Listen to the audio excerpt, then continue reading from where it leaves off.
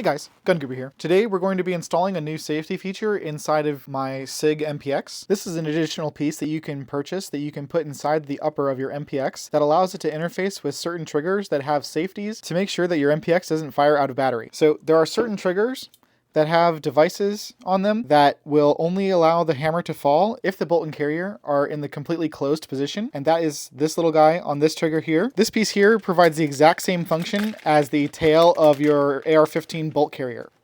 Basically, when the bolt goes forward, it will also pull this bar forward, which will disengage the safety in your lower. Adding this piece does nothing more than give your MPX or MCX Spear LT the same safety features that are available to an AR-15 with a standard bolt tail. To install this, they've given you two small roll pins that may or may not need to be trimmed to size. And you also get this extra pin here, which you only need if you're really cool. So we won't be needing this because we're only a little bit cool. On the bottom of your receiver, there should already be holes drilled where those pins are going to go. And there's a track milled on the inside of your upper where the safety device is going to lay. So let's install here and do a dry fit. This is like a three-handed affair, especially trying to get it on the camera for you guys. All right, I found that it was easier to go from this way to put it in here, and then let's try to shimmy that bad boy in there. So some needle nose pliers will definitely help. If you've been shooting your MPX a bunch, you might have a lot of carbon buildup in this track.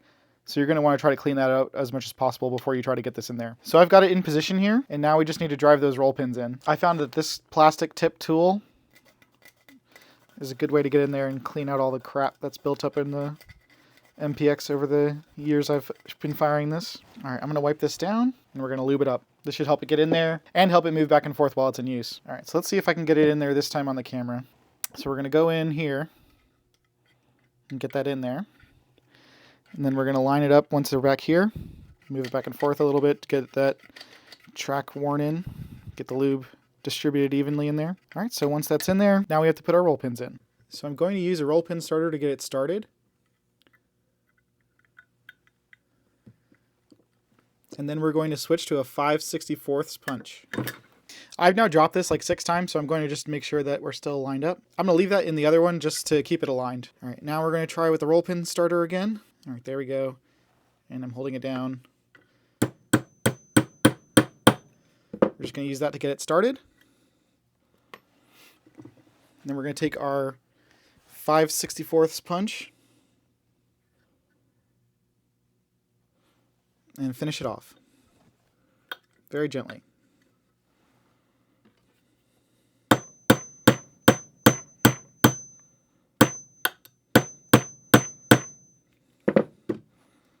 Once we're flush, we're going to stop. And looking on the inside here, you can't see it really well on camera, but I can see perfectly fine that these are the exact length. You don't need to trim them at all. So let's start the next one. All right, we got that one started. And we're finishing it with the 5/64. Just very gently until it's flush. And now let's check for function. So I was actually able to get it to move freely. So now it's really moving, just, you know, I'm barely pushing it. And that's what you need, because the safety device in your trigger is not going to push very hard, if at all. So you're going to want that to be able to move very freely in there. And the way I was able to fix it, so again, if you were looking at it earlier, I basically had to use the pliers to do this, but now I can just do it with the tip of my finger. What I ended up doing is the internal surface of these holes here ride on those roll pins that you put in. And from the company, these holes are very rough. And so I went in there with this Dremel bit. It's just a really tiny, that's got a rough texture.